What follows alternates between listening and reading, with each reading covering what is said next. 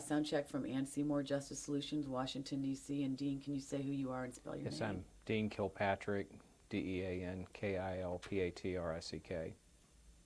And which title today?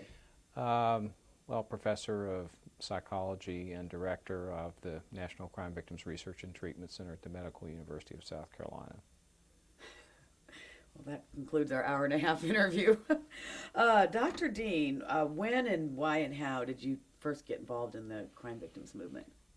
Well, early in 1974, I was invited by a friend to attend a speak out on rape that was being held by the National Organization for Women in Charleston. And during that presentation, which was carefully designed to get everybody outraged as to how victims were treated legally, in the law, in the medical system, in the healthcare system, in every other way, we learned a lot about just the problem of rape and the problems that victims faced. And so there were a few hotheads in the group who decided that something needed to be done about it, one of whom was me. And so probably about, a core group of about 6 to 8 people signed this piece of paper and then decided that we would get together to decide how Charleston was going to deal with its rape problem. And People Against Rape as an organization emerged from that, and I was one of the founding members. One guy and all the rest were women. And an interesting story about why it got called People Against Rape. There were 2 reasons, one of which was that one of the members of the founding group was a pacifist, and Women Against Rape would have been war, and she had a problem with that.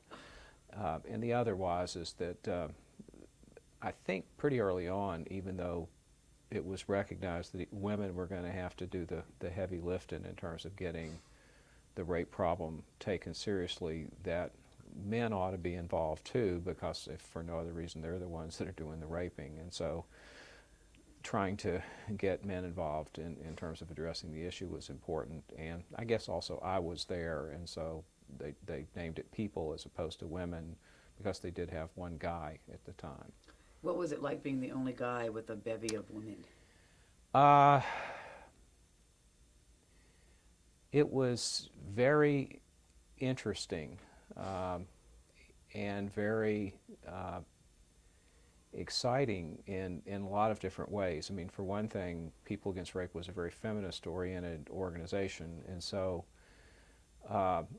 many men, I think, have not had the opportunity to be around women who are all really focused on trying to change society and to do things to end sexism and that type of thing. Secondly, the rules of People Against Rape when it first got started were very collectivist in nature, meaning that it was a huge group. There were no start times or end times for meetings except when people just passed out from malnourishment or something, and that the meetings would go on for hours and hours and hours, and you would try to achieve consensus. And in fact, total consensus was needed to do anything. And so therefore, in the early days, the meetings would go on forever, and one person could block anything. And so it's really not a very efficient way to run an organization in the short run.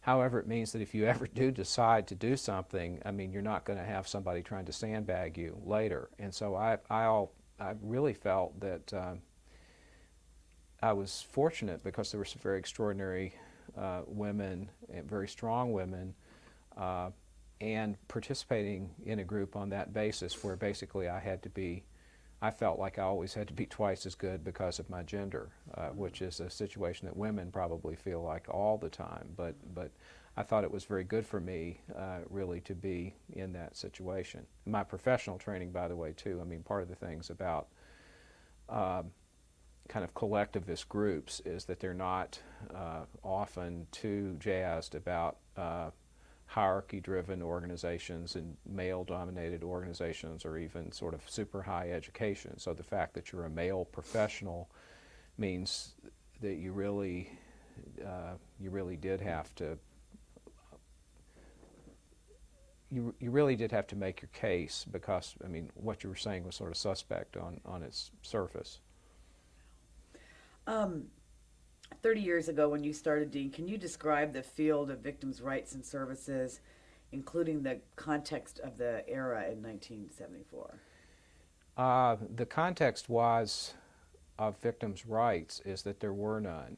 As somebody, and I think it might have even been you, that I stole this line from, that was testifying at a hearing in Texas about constitutional amendments, and said the only rights that a victim has is the right to be present at the scene of the commission of the crime. And I think that was really the situation. And in 1974, particularly early 74, there had been a very few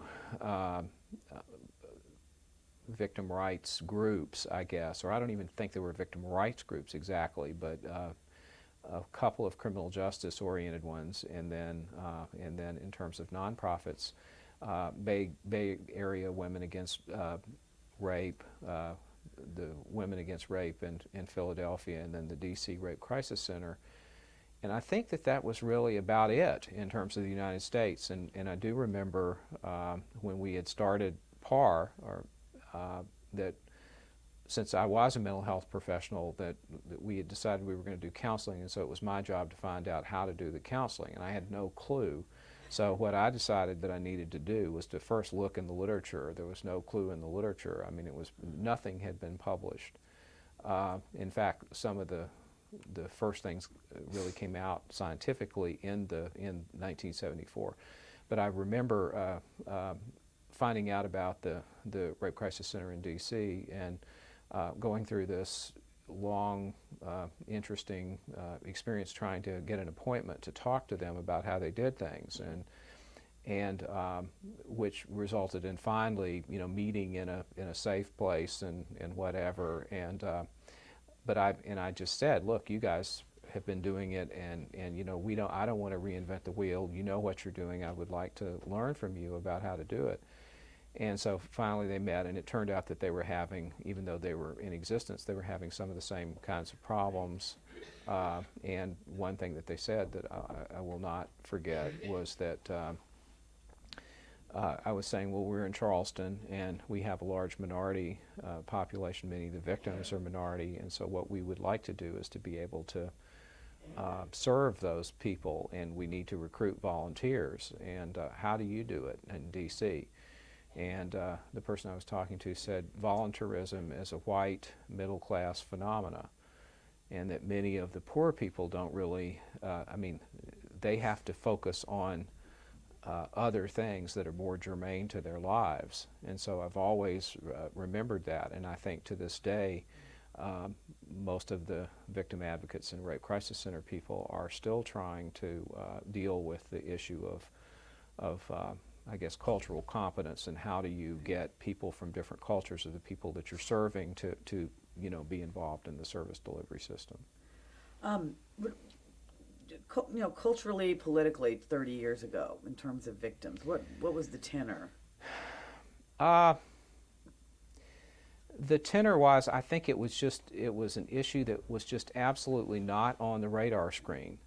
And who put violence against women on the radar screen, and we owe them a huge debt of gratitude, I think, was actually the National Organization for Women, as much as anything. And I later found out, had an initiative, recognizing from their members, and that violence against women was a huge problem, and that rape was a huge problem for women. And so they had as an initiative to have a series of speak-outs in various communities around the country.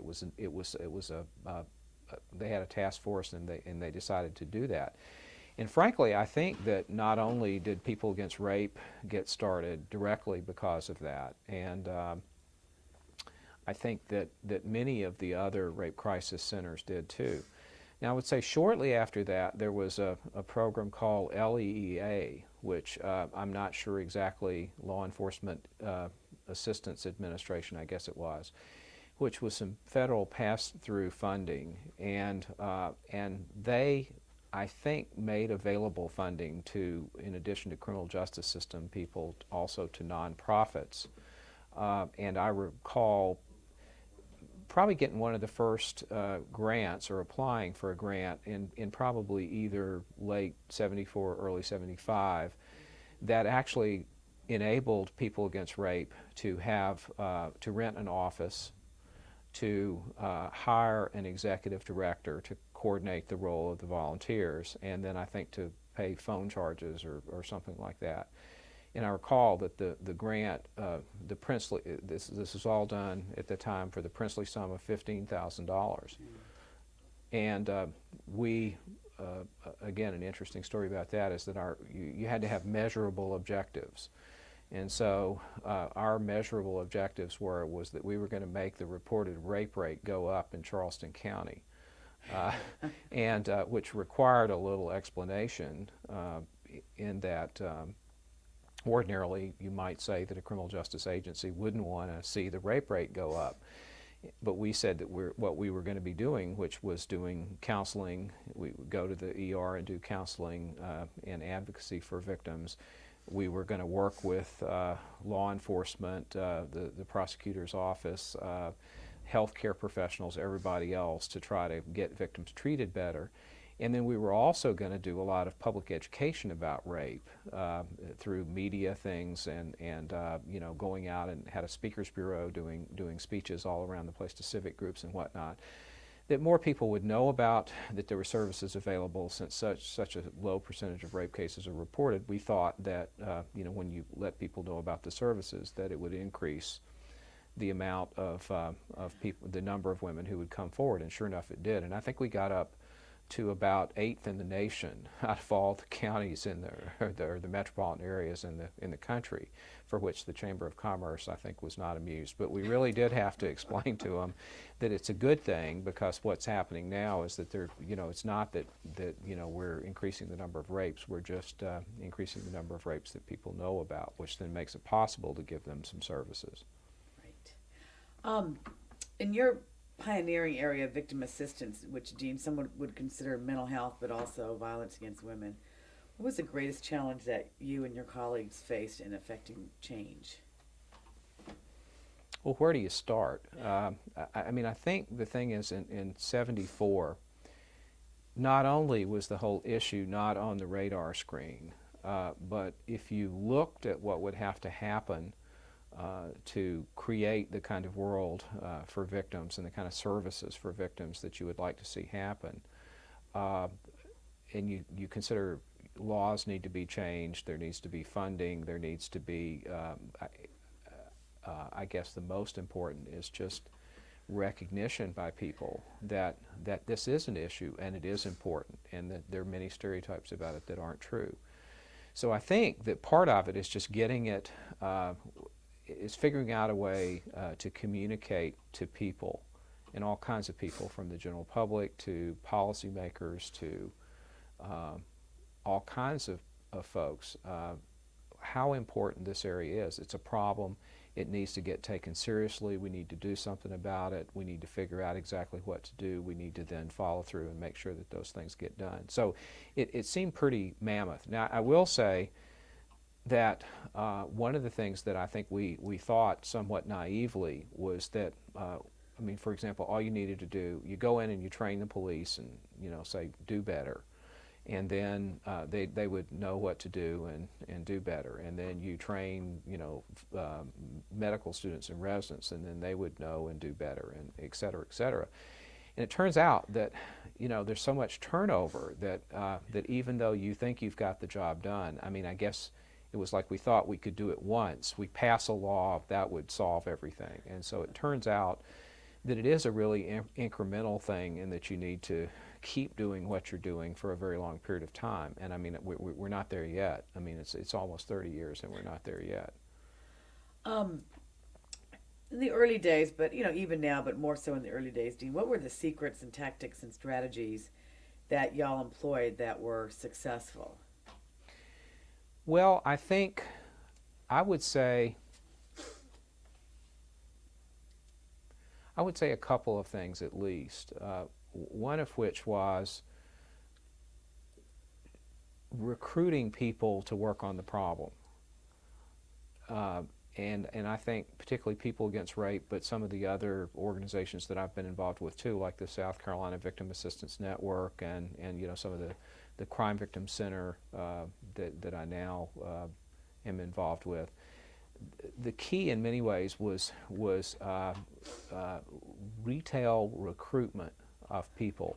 I mean, in other words, going to friends, colleagues, figuring out ways to let them know about what's going on, figuring out ways to get them to volunteer, and then figuring out ways to get people to work together on a problem in a situation where, again, there were all kinds of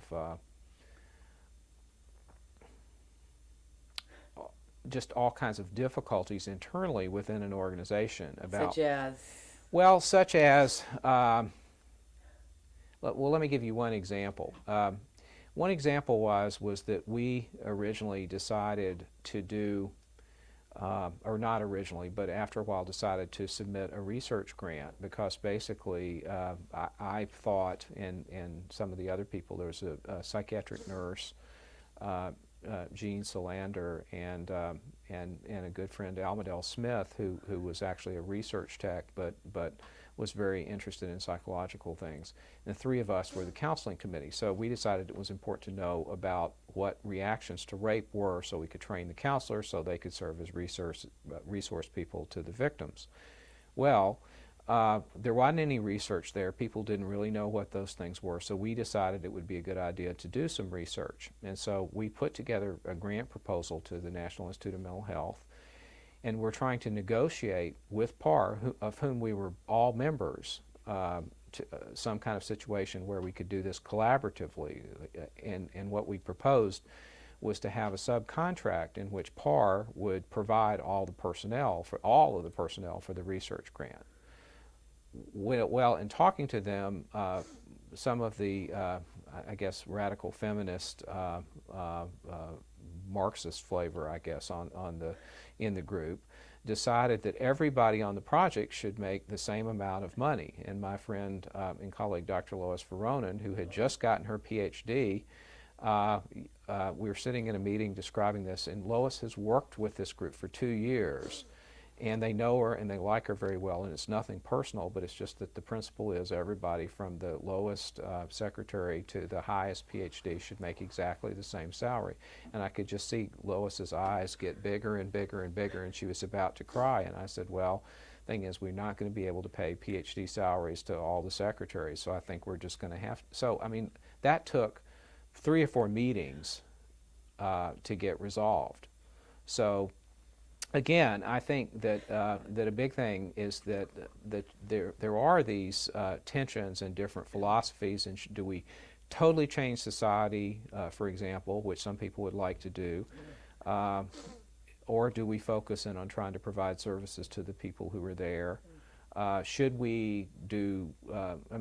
Should we get ourselves involved with the criminal justice system, given the way it treats victims, or not? I mean, there's a lot of kind of philosophical things that were going on that made things difficult. The second trick that we had in terms of recruiting some very good people was really, I think we were wound up being fairly clever about utilizing the media. In that it just became obvious that, you know, if you go around and talk to people in small groups or one-to-one basis and all that it's going to take a very long time to get the job done, even if you ever had access to them. But we figured out ways to, in fact, one of the things that we did originally is that one of the volunteers actually worked at the newspaper. And so I don't know, I suspect that she may have had a particular personal experience that led her to be interested in the topic, but she became a member of our group, and so she would cover things and you know, give us advice about how to do things, and that certainly worked out very well. Charleston also, it's bigger now than it was then, but it was almost ideally sized for a media market in that it had all of the major TV. I mean, it had NBC, CBS and ABC, and one independent station and a public station. And it doesn't have enough. It still doesn't, but it certainly didn't then have enough hard news to to drive things. So we found out that you could volunteer to be on things, that you could, even though it was very hard for us to do that. I mean, we made ourselves go do TV because worked with the newspapers because we felt like that was the best way to get out the message about rape and about the need for services and really jurors too. I mean, they're part of the public, and so in other words, if they have all these misconceptions about rape and what real rape victims are like and what they do, then the only way to communicate with them is, in a realistic sense, is really through the media. So I think that was one of the things we did. We also realized that it was going to be necessary to, if we wanted to really make a change, we needed to have a comprehensive way to go about doing it. And so we did target specific groups to try to go get them to make us do training, to let us do training with them. And we also sought funding from a variety of different governmental agencies and forced ourselves to learn about the process by which money was given out. I think, and it was just really an outstanding group of people. I think part of it was the people who were there really cared about what they were doing and were just smart and very persistent. Yes, and Winnie? Dr. Dean, what were some of the failures of the movement as you see them? Well, I think one of the failures,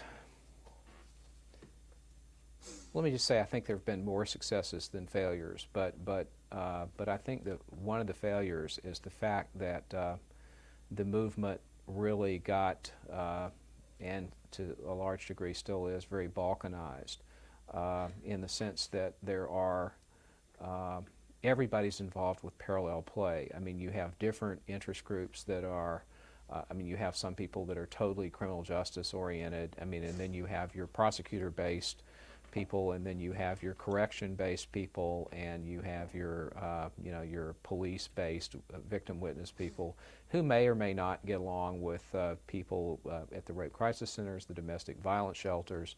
You have people who are interested in child sexual abuse, and then there's a whole other group that's interested in child physical abuse. Nobody's interested in neglect. It's kind of a neglected area.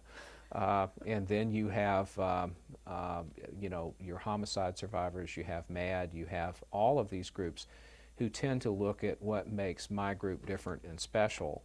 And I think one of the failures is to recognize that a lot of these different types of victimization are experienced by a lot of the same people, and that if we're very fragmented and we're all looking after only our particular group, then it becomes very difficult to build a coalition large enough to get some of the changes that needed to get made. I think a second failure is that we made a lot of progress, and I think we're kind of stalled at this point. I think we got a lot of laws changed. We got constitutional amendments. In many cases, a failure is to not have enforcement mechanisms. And it's back to what I was saying before. I mean, we naively, when we started out, said all we got to do is change the law, and then we can train a few people, congratulate ourselves, and go home, and it'll be morning in America for victims. Well, the problem is that basically I've concluded that it is going to be, it's going to take a struggle to get the legal infrastructure and the training infrastructure in place, but we're going to then need to monitor it. We're going to need to work it. It would be like you say, well, we need to have lawyers. Okay, so we'll train one class of lawyers, and then we don't have to worry about that anymore. And we have not. I guess another failure is that we've not recognized to the extent that we should, the need for professionalization in a good sense for the field. And in some cases, our task is much more difficult because we have a whole series of different types of people who are doing victim assistance, and they don't need to necessarily all know the same things, which is more difficult in some ways in terms of training than it would be training lawyers or doctors or somebody like that. So I think that we have sort of stalled on that dimension too. And I think another way that's sort of related to the balkanization thing is that to paraphrase Rodney King, why can't we all just get along? In fact, there are a lot of people who don't like victim rights at all, who I think have a fundamental, and they don't like money spent on it because they think the money ought to be spent on something else. We really have a whole lot more in common than we have separating us in a lot of ways if we could just get along, but we can't. I mean, and it's largely because we're people, and so we'd rather fuss and fight than we would sort of unify, maybe to try to have more political clout to get done what needs to get done. What do you perceive to be, the one greatest accomplishment that has promoted victims' rights and needs? Well, I think one of the great accomplishments has been to even recognize that there are a lot of victims, too, that they shouldn't be just treated like evidence, that they should be afforded some rights, and that it's in the vested interest of the criminal justice system, not to mention society as a whole, to do that. So I think just the recognition that there are a lot of victims that hey, it's not right to treat them badly, and in fact, if we treat them badly, we all suffer because they're not going to come forward, they're not going to report, they're not going to cooperate with the criminal justice system, etc. And for my own thing as a pointy-headed intellectual researcher and mental health professional, I think there's increasing evidence now, research evidence, strong, hard, good research evidence that says that if victims don't get some of these services, either mental health services and whatnot, it really affects mental health as well as health. And society cannot afford to have people who are less productive, who are not as healthy, who can't realize their potential because they have a victimization experience that has not been addressed. So I think again, it's one of those, is the glass half empty or half full situations. And I think if you really take stock of where we were, at least in 1974 when I got involved, and where we are now, I think you would have to say that we've made a lot of progress. But I think we would be foolish to say that that there's still a lot that needs to be done. And we'll get to that in a moment. What is needed today to continue the growth and professionalism of our field, or what's missing from today, Okay. 2003? Well, I think one thing is we need secure, sounds greedy, but we need secure, stable funding. Mm-hmm. Again, this is not, the rights that victims have, the services that they need to be provided should not be viewed as optional or just little frills that if we can, get around to it, we can do that. I'm thinking in South Carolina, we passed a constitutional amendment. It had some enabling legislation. It actually had some extra fines and fees and things like that to provide funding for the array of victim services that were needed. And guess what? We have a budget deficit. So guess what everybody's trying to do? As a member of our comp board for the last 20 some odd years, it's very clear that that what people do is that when their budget shortfalls, they go after the easy money, and in many cases they view victim money as easy money. So it's like, if we're going to be accountable, we need to first of all provide sufficient funding for the services that are mandated to be done. But then what we need to do is we need to monitor that. And so if some people, I mean, for example, in one of our jurisdictions in the state of South Carolina, it turned out that some of the victim money, which was supposed to be used for victim services, was used to carpet the courthouse under the rationale that, you know, the victims deserve to see this nice carpet, and somehow that was the rationale of the person who did it. Well, you know, excuse me, I don't think that that's not right, and there needs to be some mechanism to look at that. Another thing that I think we need to do is that we still aren't there with respect to laws, and I firmly believe that we do need a constitutional amendment at the federal level. And I think the reason why we do is that in any case, and I don't think it's a zero-sum game. I don't think that giving victims constitutional rights takes a thing away from defendants' constitutional rights. But I think if the victims have only statutory rights federally and they only have state constitutional rights, then defendants have federally protected constitutional rights. Then the federal Constitution is going to trump state laws and Constitution or even federal law every time. So I think that, you know, that would help a lot and would ensure that a lot of these other things get done. I think another problem the field faces is that we really do need to figure out the credentialing issue and the professionalism issue, and that's a hell of a lot easier said than done because it is very, very complicated. My own view is that it's going to take time, and my own view is that as opposed to self-credentialing,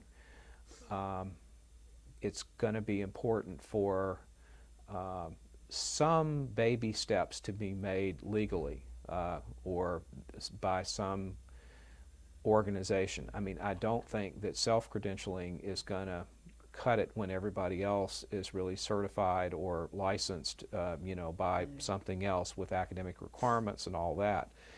As an academician, I'm well aware of the problems of a lot of pointy-headed academics, I mean, who don't know squat about victim services.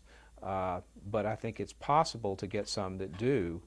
And in other words, if lawyers are going to laugh, I mean, in other words, a prosecutor, pretty much since they had to go to law school, they had to pass the bar exam.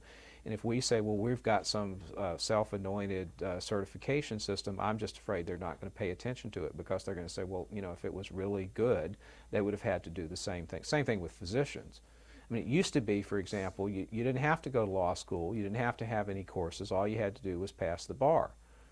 That's not true anymore. I mean, you can't just take the bar exam, or at least that's my understanding. So, I mean, I think we got to. It's going to take a while, but we've got to identify the knowledge, and then we've got to develop some mechanisms. I do think that the Office for Victims of Crime actually has, and this would be difficult, but they control an awful lot of money that goes out to an awful lot of victim service agencies.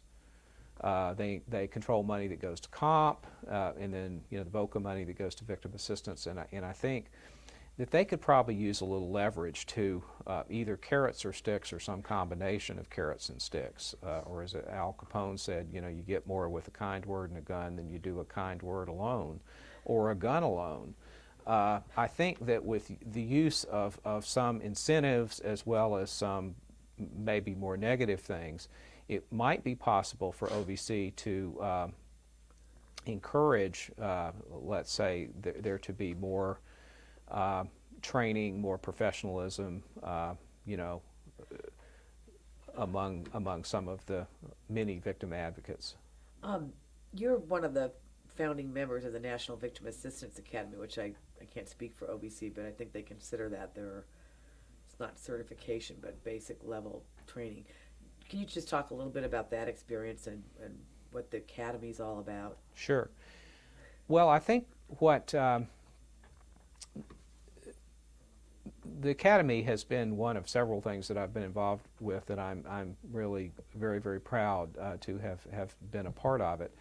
And I think that that the important thing about that is it identifies that there's a core bunch of knowledge that's out there that is constantly changing. I mean, and that's a good thing. It means that we're learning new things, and so we have to update that from time to time. But there's a core bunch of knowledge that basically whatever part of the victim advocacy field that you're in, or victim service field that you're in, that you need to know something about. And so that was a combination of valor and also, I guess we were I think we probably were the first university, in addition to Cal State Fresno, that was involved in that. And the notion was it would be an academic victim advocacy partnership.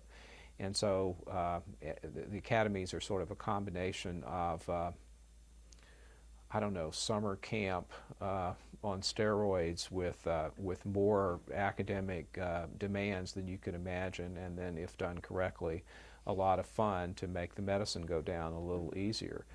And so I think that that the training model that has been developed there, which is a very intensive thing, a boot camp, but a fun boot camp type of atmosphere, and a combination of, when it works best, academicians who really actually have some hands-on experience dealing with crime victims and victim advocates, and hardcore victim advocates doing the training and using adult learning things and developing sort of educational R&D, or serving as an educational research and development tool for the whole field in terms of coming up things like videotapes and the compressed video and satellite broadcasts and a variety of things like that.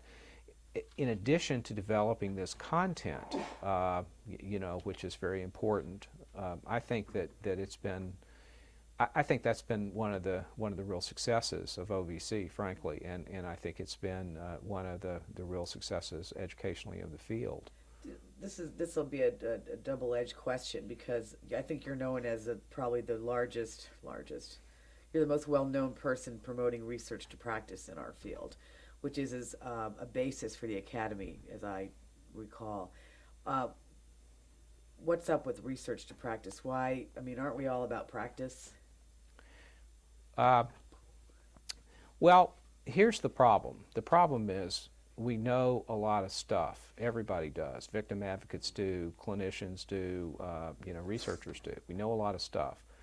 Some of the stuff we know is right, and some of the stuff we know is wrong, and some of the stuff, and most of the time we can't tell the difference between what's right and what's wrong, which means that if we have very strong opinions about things, which a lot of, strangely enough, I think a lot of victim advocates are pretty opinionated about things, just as a lot of researchers are.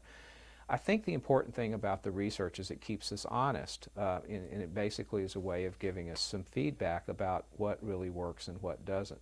In fact, I think we all share that we would like to do things that work. I mean, does mandatory arrest work or not as a policy? Well, one study was done, people thought it did, then they've tried to replicate it, it turns out it's not looking so good. Does critical incident stress debriefing or crisis response teams work? Well, it seems like a good idea, but what's important to do is to evaluate things like that and find out not only, who benefits from it, but are there any side effects that we didn't want to know about? So the problem with research to practice is that it's partly researchers' fault, in that if all we do is talk to each other by publishing scientific papers, then it's almost, we might as well have put a top secret stamp on it, because nobody's going to read it. It's inaccessible to people. So if we want the research findings to get out there to people, then one of the things that needs to happen is that we, the researchers, need to figure out how to talk about it in a way that makes sense to somebody who's not a pointy-headed intellectual researcher. Now, I think the other thing about the field is that all of us get stuck in our ways, and we don't like to change things, and we may think something works and it may not work, and we may not want to have that challenge. So, I think change is difficult for everybody, and so part of the reason why people don't pick up on things that research has found is because it's just hard. It's easier to do it the old way. And I would say that one of the big challenges for the field, really, is that we need to absolutely be more rigorous in terms of evaluating the efficacy or effectiveness and safety of what we do, and safety. Because just because we think it's the best thing since sliced bread does not necessarily make it so. And if we're going to improve things, it's quality control, it's quality assurance, it's basically looking at what we do, trying to find out what's working, what's not working, and then being willing to look for new things and to change things. Dr. Dean, what advice can you give to professionals and volunteers who've more recently joined our field, the baby buffs, if you will? Hold on to your seats. It's going to be a bumpy ride. To quote her probably slightly misquote Betty Davis, I would say you're in for a thrill. You're in for an adventure. You're in for if you do it right, you're in for something that's very meaningful and will change your life. I would say that this field is still, even though it's changed and you know, we've learned a lot of things, I think there's still so many more things that we need to know. There's so many more things we need to do, and it's so exciting because I think you can really, you know, it's something that you can really make a difference. You know, I'm sitting here doing this project with you and Janice Lord today, my two mentors from 20 years ago. Are we doing enough mentoring as we did so incredibly well 20, 30 years ago? Mutual support and mentoring? You can always do more. I mean, I think maybe the nature of what you do changes a little bit. And I mean, I know in my own case, I think who I mentor, it has probably changed. But I mean, one of the things that, I mean, my specialty area, I guess, is kind of crime victims' mental health. And I have been so fortunate to, or we are so fortunate to have so many good people, you know, particularly at the National Crime Victims Research and Treatment Center. And so I find myself mentoring faculty now who then are mentoring other people and trying to get them involved and trying to teach them some of the same things about, you know, don't just do your stuff with the researchers. Do it with researchers. I mean, you have to talk to the researchers, but get involved with community agencies. I mean, as you know, for our National Violence Against Women Prevention Research Center, research to practice is a big issue, and one of the things that we do with our interns and postdocs now is that we have them get involved with, they are assigned to a community agency. Everybody, for example, who comes through as a psychology intern has to do some volunteer work at either People Against Rape, the Low Country Children's Center, which is a child assessment center, a comprehensive child service center in Charleston, or my sister's house, which is the battered women's shelter. And the reason is that, I mean, again, it's kind of nice for the people at those places to see that our mental health professional trainees are not, you know, horned devils. And it's also very good, I think, for the trainees to see what life is like out there in a shelter or at a rape crisis center or at a child service center. So, I mean, again, we have to do the mentoring and again, looking for those bridges and trying to, I mean, and not only kind of mentoring our own, I suppose, I mean, but doing some cross-mentoring, if you could, I think is another thing that we need to be doing. What's your vision for the future, Dr. Dean? Future of our field? I'm reminded of Ben Franklin's line, you know, we need to hang together or we'll all hang separately. I mean, which I believe that he said when the colonies were, you know, uniting to form the United States. And I think that the future's what we make it, and whether we have the perseverance and the wisdom to make it what it ought to be, I think is up for grabs. I think there's some dark sides, there's some dark clouds out there. One of which, interestingly, is terrorism. I mean, again, terrorism in 9/11 and Homeland Security and all that, in some ways is very much a crime-related issue, but I don't think it's perceived to be that way by a lot of people. And I think that one thing that some of the wiser people worry about is that with the current budget deficit and emphasis on certain kinds of areas, is that going to take away from? I mean, in other words, if you get if you get killed by terrorists, foreign terrorists, good things happen to your family and whatnot. I mean, there's a lot of services that are there, but if you get killed by a domestic terrorist, I mean, such as your husband, or you get raped, or it's just a quote homicide, then what happens to you? So I think that one of the things that we as a field, our future is going to depend on how much we can say, look, guys, these are absolutely core rights and services, and they need to be there, and we don't need to be, because the budget's tight, taken away from this stuff. I think also maybe how our future goes is going to depend on whether we, to use a war analogy, whether we treat this like if it's Afghanistan and we go in and we bomb and we run a few folks off and declare victory and go home, or whether we stay there and build the infrastructure and keep working it day after day after day that needs to be done. I mean, in other words, I think that part of the problem really is that we tend to like a quick fix and then move on to something else. And yet I think we're at the mop-up stage here, and the mop-up stage is going to last forever. It really is. And so we need to say that this needs to get, the victim services and assistance needs to get institutionalized to an extent that it is not now. It needs to be part of the system.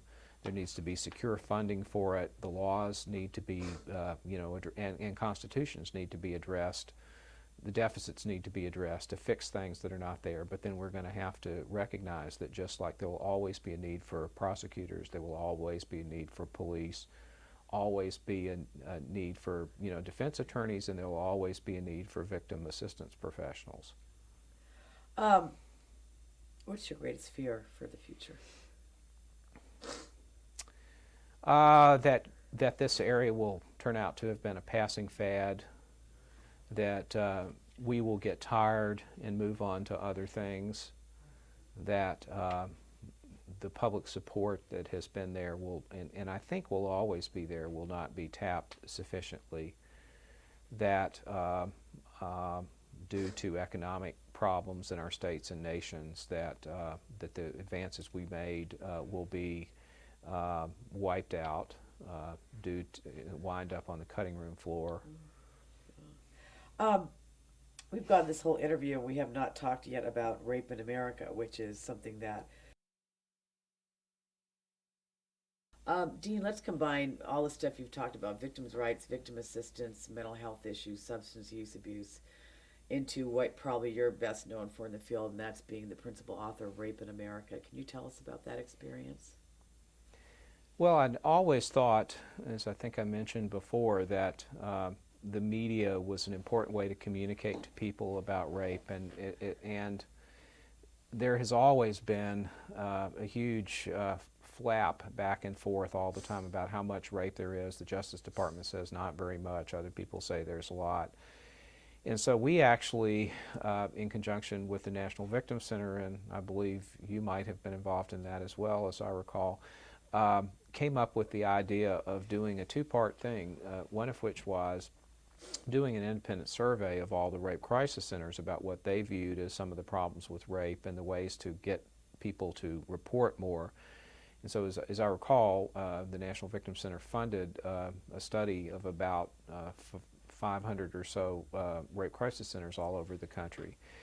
And then the second part of it really was, we had done a study with some funding from the National Institute of Drug Abuse that was called the National Women's Study, involved a large national sample of women, and we had asked them about rape experiences. And so what we decided to do is to have our two organizations together come up with a report, try to draw as big a crowd as possible for that, and it became Rape in America, a report to the nation. And what we found really in that study was that about 1 out of 8, or about almost 13% of the adult women in the United States had been victims of at least one completed rape. We found out that the majority of those forcible rapes actually happened before age 18, and to quote a friend of mine who came up with a good line, rape in America is a tragedy of youth. It turned out that 28% of all those rape cases happened before the age of 11.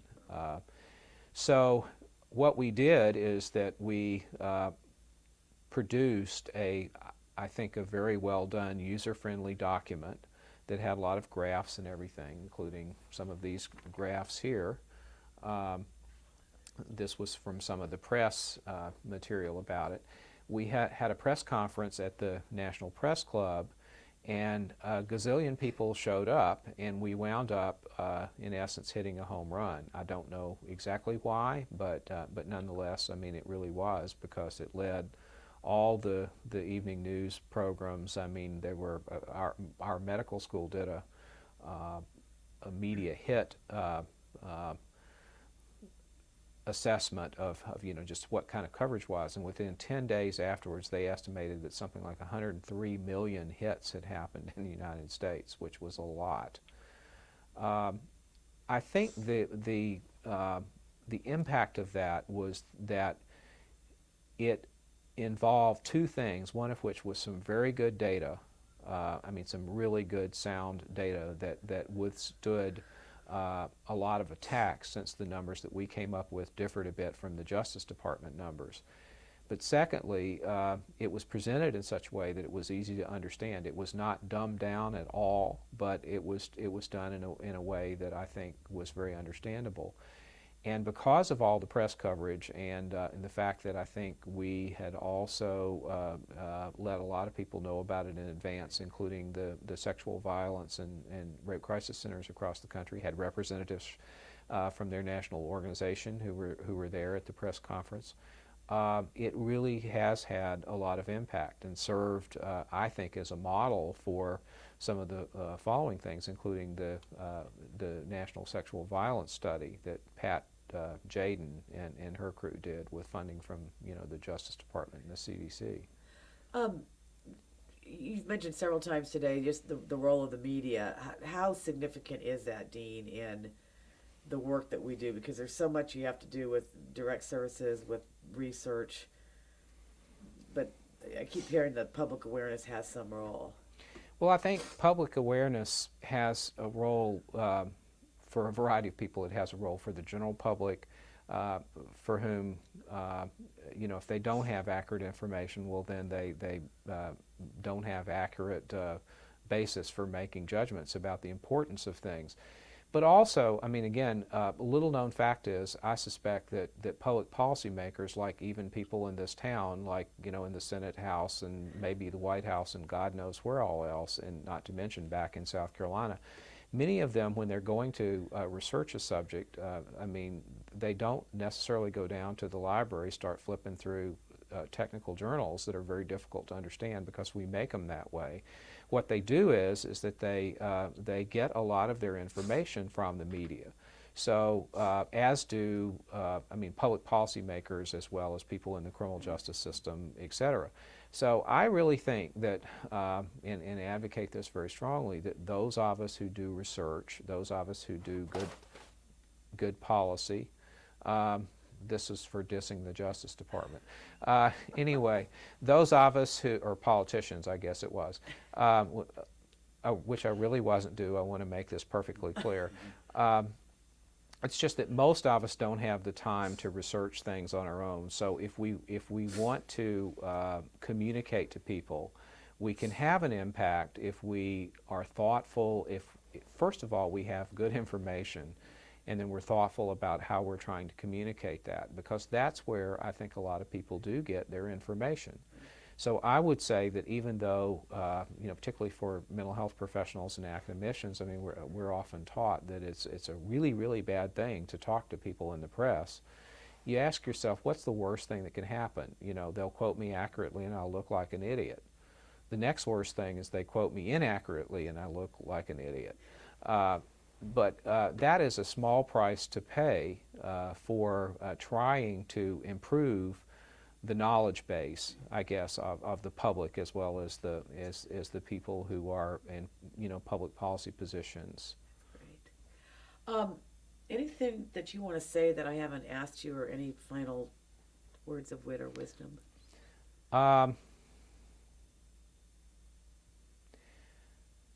guess the one thing that I would like to say is that I really feel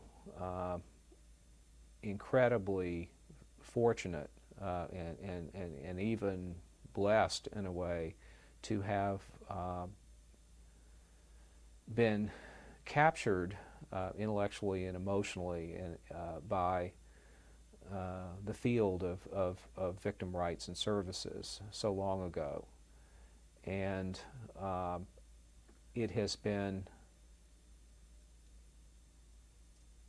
it has been so meaningful, I guess, and it's something that I think a lot of people never have never experienced. I mean, in other words, they do not have an opportunity to use whatever gifts they've got in a way that actually in some way makes things better for other people. The colleagues and the people that I've worked with have made this an incredibly, you know, exciting, meaningful time. I've gotten way more attention in a good way than I probably ever deserved. Never thought that that would happen. In fact, was told by some people when I got started that I was throwing my career away by getting involved in this crazy victim stuff, which was so far out of the mainstream of anything having to do with the mainstream mental health professionals. That's turned out not to be true. But I think the main thing is that, you know, most of us, I think most of us want to do something that we like, that's challenging, and that makes a difference. And I just feel so fortunate to have been able to have had a long career in which I don't think I've been bored one time, and in which there's still so many things that need to be done, and that I've gotten to work with so many wonderful colleagues. And I guess I still am awed by the real heroes and heroines in this field, who are the, you know, the victims and survivors, who inspire us all, and who really on a daily basis remind us of why we're doing this and what we ought to be doing and what we ought to be aspiring to.